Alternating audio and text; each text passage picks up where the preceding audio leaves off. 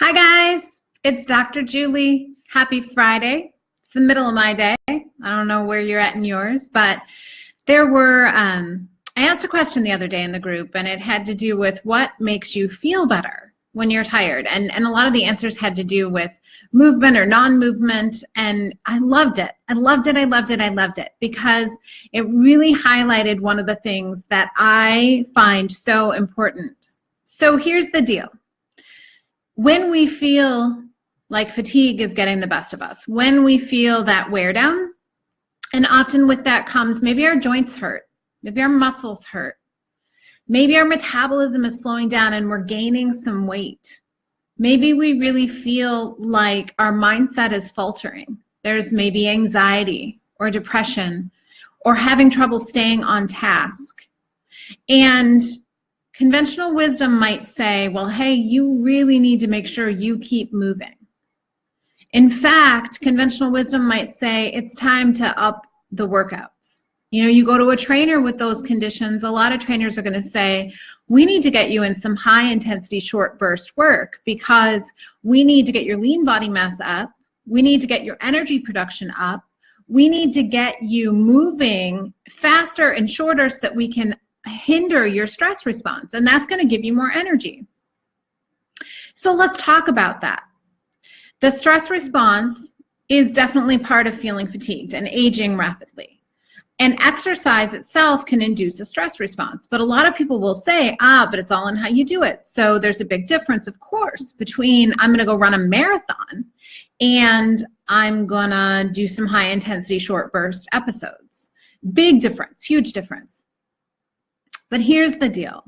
When I evaluate people for where they're at in the degree of wear down in their body, and it varies significantly, guys. So a lot of people come to me and they've been doing the high intensity workouts and they've been doing those short burst activities and they've been following really specific modes of operation. But when I evaluate them, hello everyone, when I evaluate them, what I find is that they are deeply fatigued. And they'll tell me, no, my high intensity workout, you can't take that away from me. In fact, that's the best I feel all day. And if I don't do that, I don't feel good the rest of the day. It's what gives me my mental clarity. It's what lets me stay on task. But here's the thing. This is the thing that no one gets. Those high intensity workouts are acting like another form of stress. And so they are giving you an awesome adrenaline boost. They are making you feel powerfully present in that moment.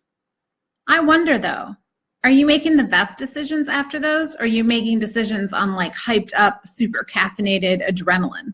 Because what I've seen is that people are doing the sort of like, life is amazing and I'm going to enact 4,000 plans, and then it turns around and they don't have the energy to keep the plans going. That's one thing. The other thing is do you know how much of the time I actually make people stop moving entirely or almost entirely in order to get them well? And do you know the impact is 10 times what it would be as if they went to the gym every day? This is totally counterintuitive, but this is something you need to understand.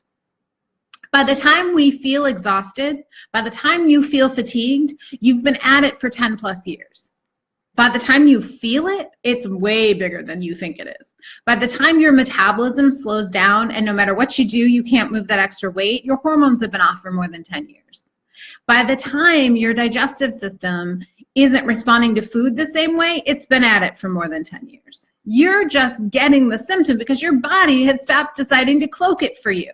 So when it comes to movement, we believe that if we move more, it's going to get us out of the pit. And I'm telling you right now, if you're tired, like if you, let's just put it this way, you start to do bicep curls, you get to the point where you can't even lift the weight again. So is doing more bicep curls right then the best thing? Well, that's where your cellular systems are at. They're at the place where you've been doing bicep curls for 30 minutes and now you can't even move your arm. And that's why movement isn't always better. So, you know, a gentle walk outside is awesome if you have the energy for it. A gentle, like, yoga class is awesome if you have the energy for it. But we need to put this in context. I am not telling you all to go stop moving and lay on the couch. because that is only my advice when people are doing a total program to restore their body systems. If you're just going to go sit on the couch, you're going to continue to age rapidly and get more tired, and your joints are going to continue to hurt, and that's just because all you've done is one part of it. Restoring the body is a multifactorial process. You have to work from all angles, and that's what's most important. A lot of people will just do the high-intensity exercise, and then they'll neglect the rest, and they're still drawing themselves down. Or a lot of people, like I said, will just do the diet, and they'll neglect the rest, and then they're drawing themselves down. So when it comes to movement, there are many times we need to actually stop and give our body a chance to focus, because you're asking your body to divert valuable resources every time you move.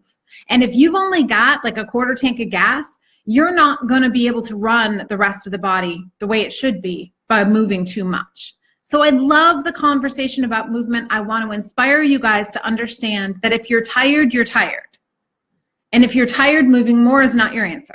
And if you're tired, moving less is part of the answer in the context of a plan that lets you restore the whole thing. But I don't want you pushing through. I don't want you pushing past. I don't want you doing the I'm just being lazy.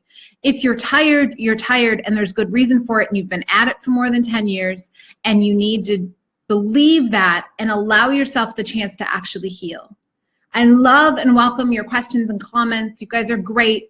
You're doing great things. You can get out of the exhaustion trap, but please don't fall for the just move more trap. All right? You guys have a beautiful Friday. You're fantastic. Bye-bye.